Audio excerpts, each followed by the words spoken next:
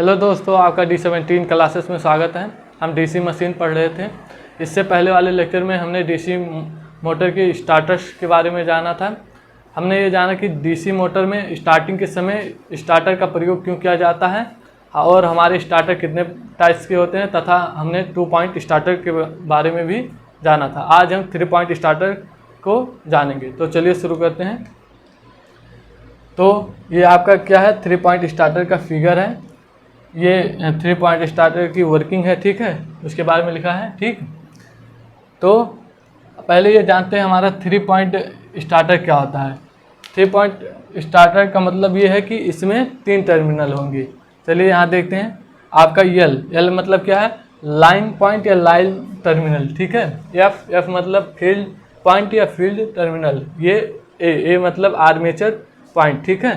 तो 3 point starter का मतलब कितने, 3 टर्मिनल होंगे, जिसमें लाइन पॉइंट, फील्ड पॉइंट और आर्मेचर पॉइंट, ठीक है। आपको हमने बताया था जो आपका 3 पॉइंट स्टार्टर होता है वो शंट डीसी मोटर में प्रयोग किए जाते हैं। तो आपको पता है शंट डीसी मोटर में जो होता है, जो फील्ड वाइंडिंग होता है वो आर्मेचर वाइंडिंग के समांतर होता है। तो ये आपका फील्ड वाइंडिंग है, ये आपका क्या है, मोटर है, इसमें आर्मेचर होगा तो ये आर्मेचर वाइंडिंग हो गई, ठीक है। तो ये इसके समांतर है, ठीक है। और यहाँ देखिए ये क्या है, आपका डीसी सप्लाई, जहाँ से मोटर को मेन सप्लाई दी जाती है, ठीक है। क्या यहाँ से मोटर को डीसी सप्लाई दी जाएगी, ठीक है। आप यहाँ देखिए, यहाँ पर एक चीज लगा है जिसे बोलते हैं, एक इलेक्ट्रोमैग्नेट है जिसे बोलेंगे ओवरलोड कॉइल, ठीक है।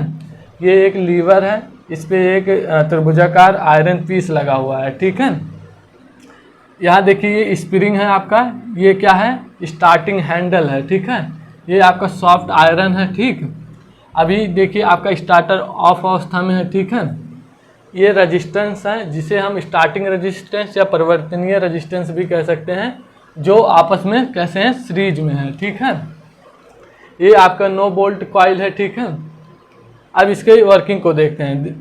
जब आपकी डीसी मोटर को डीसी सप्लाई दी जाती है तो अब यहाँ देखिए, यहाँ पर डीसी सप्लाई जैसे देंगे तो यहाँ देखिए अभी आपका जो स्टार्टर हैंडल है ये ऑफ अवस्था में है, जिसे जैसे ही इसे फर्स्ट रेजिस्टेंस R1 के साथ जोड़ेंगे तो आपका मोटर क्या हो जाएगा, चालू हो जाएगा, मतलब स्टार्ट हो जाएगा, ठीक है। इसे R1 के साथ जोड़े, ये स्टार्ट हुआ। अब जैसे जैसे मोटर की गति बढ़ेगी ऐसे वैसे हम रेजिस्टेंस को कम करते जाएंगे। देखिए आपका सीरीज में कितने 5 रेजिस्टेंस है प्लस आर्मेचर रेजिस्टेंस, ठीक है। तो आपका जैसे स्पीड बढ़ा, फिर इसे हम R1 के साथ जोड़े थे, अब R2 रेजिस्टेंस के साथ जोड़ेंगे, मतलब एक रेजिस्टेंस को घटा दिए, मतलब हटा दिए।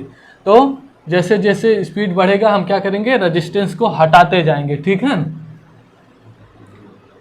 फिर ऐसे R2 पे, फिर R3 पे, फिर R4 पे, फिर R5 पे। R5 पे आपका जो मोटर है वो रन अवस्था में आ जाएगा, ठीक है, मतलब अपनी जो नॉर्मल स्पीड है उसे प्राप्त कर लेगा, ठीक है।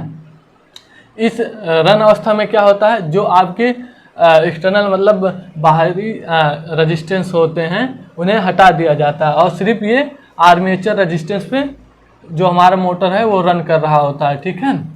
जैसे ही रन अवस्था में आता है तो क्या होता है, ये सभी रेजिस्टेंस सर्किट से हटा दिए जाते हैं और मोटर अपने रन अवस्था में आ जाता है।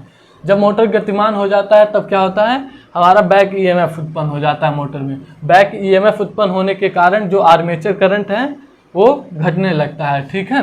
एक बार और देखिए, यहाँ पर जैसे ही हमने डीसी सप्लाई दिया तो क्या हमने जो स्टार्टिंग हैंडल है उसे फर्स्ट रेजिस्टेंस के साथ जोड़ा, ठीक है। तो आपका मोटर क्या हो जाता है, चालू हो जाता है, ठीक है। जैसे जैसे आपका मोटर स्पीड पकड़ेगा हम क्या करेंगे, रेजिस्टेंस का मान घटाते जाएंगे, ठीक है। और जब ये रन अवस्था में आ जाएगा तो आपके सारे रेजिस्टेंस क्या है, सर्किट से हट जाएंगे। लेकिन यहाँ देखिए ये सॉफ्ट आयरन पीस और इस नो बोल्ट कॉइल का क्या काम होता है, देखिए ये इलेक्ट्रोमैग्नेट होता है आपका, ठीक है। जब इसमें करंट फ्लो होता है तो इसमें मैग्नेटिक फील्ड उत्पन्न हो जाता है, ठीक है। इस हैंडल को जब यहाँ ले जाएंगे हम, ठीक है, तो इसमें सॉफ्ट आयरन लगे होने के कारण ये इसके साथ चपक जाता है, जिसके कारण से रन अवस्था में जब मोटर रहता है तो हैंडल पुनः अपने ऑफ अवस्था में नहीं आ पाता। क्यों नहीं आ पाता, क्योंकि यहाँ मैग्नेटिक फील्ड होता है और ये आयरन पीस होता है। और ये स्प्रिंग का काम क्या होता है, जैसे ही मान लीजिए हम मोटर को अपने बंद करेंगे, क्या बंद करेंगे तो क्या होगा, ये इलेक्ट्रोमैग्नेट में क्या डीमैग्नेटाइज हो जाएगा, मतलब चुंबकत्व का गुण चला जाएगा। तो इस स्प्रिंग के कारण ये हैंडल पुनः अपने ऑफ अवस्था में आ जाएगा। ठीक है। और देखिए इस ओवरलोड कॉइल का क्या काम होता है। जब मान लीजिए कि मोटर पे अधिक लोड हो जाए, जब मतलब मोटर के साथ लोड बढ़ा दिया जाए तो उससे क्या होगा, हमारे जो सर्किट में मतलब आर्मेचर करंट का मान बढ़ जाएगा। तो ये क्या होगा, सर्किट में करंट का मान बढ़ने के कारण जो ओवरलोड कॉइल है इसमें भी करंट का मान बढ़ जाएगा। तो जो आपका ये लीवर है, मतलब इसमें यहाँ पर सॉफ्ट आयरन का पीस लगा होता है। ठीक है। तो यहाँ पर करंट बढ़ने के कारण इसका मैग्नेटिक फील्ड बढ़ेगा, जिसके कारण से इस लीवर को ये अपनी तरफ आकर्षित करता है और ये जाके चिपक जाता है। ठीक है। इसके साथ तो यहाँ पर देखिए जो आपका त्रिभुजाकार आयरन पीस है इन दोनों तार से सट जाता है। ठीक है, मतलब जुड़ जाता है। तो ये आपस में, ये दोनों तार आपस में क्या है, जुड़ जाते हैं, जिसके कारण से शॉर्ट हो जाता है। तो ये शॉर्ट सर्किट होने के कारण जो आपका नो वोल्टेज कॉइल है, नो वोल्ट कॉइल है, इसमें क्या करंट फ्लो नहीं होता, जिसके कारण से ये डीमैग्नेटाइज हो जाता है और ओवरलोड कंडीशन में हैंडल अपने आप, मतलब ये जैसे डीमैग्नेटाइज होगा इसका मतलब मैग्नेटिक फील्ड खत्म हो जाएगी, तो स्प्रिंग के कारण हैंडल पुनः अपने ऑफ अवस्था में आ जाता है, जिससे मोटर सुरक्षित हो जाता है। ठीक है। कहने का मतलब ये है कि अगर मान लीजिए आप शाफ्ट पे, मोटर की शाफ्ट पे लोड बढ़ाते हैं तो क्या होगा, सर्किट में करंट का मान अधिक हो जाएगा, जिसके कारण से हमारा क्या ओवरलोड कॉइल इस लीवर को अपनी ओर आकर्षित करती है और ये जो हमारा त्रिभुजाकार आयरन पीस होता है ये दोनों तार को आपस में जोड़ देता है। देखिए जब ये ऊपर जाएगा तो अटैच हो जाएंगे दोनों तार, तो इससे क्या हो जाएगा, ये तार शॉर्ट हो जाएंगे। शॉर्ट होने के कारण क्या हो जाएंगे, ये इलेक्ट्रोमैग्नेट में करंट फ्लो होना बंद हो जाएगा। अगर इसमें करंट फ्लो होना बंद होगा तो ये क्या होगा, ये आयरन का पीस जो इससे चिपका हुआ था ये तो डीमैग्नेटाइज हो जाएगा। तो ये स्प्रिंग है, इसमें तो तनाव होगा इस पर चिपके होने के कारण, तो ये पुनः अपनी ऑफ अवस्था में आ जाएगा। ठीक है। तो ये 3 पॉइंट स्टार्टर की वर्किंग था पूरा। ठीक है। तो 3 पॉइंट स्टार्टर की सहायता से हम क्या कर सकते हैं, जो हमारा स्टार्टिंग करंट है उसको हम सीमित कर सकते हैं तथा मोटर की स्पीड को स्टार्टिंग के समय इसकी स्पीड को सीमित कर सकते हैं तथा ओवरलोड कंडीशन में मोटर को हम बचा सकते हैं स्टार्टर की सहायता से। ठीक है।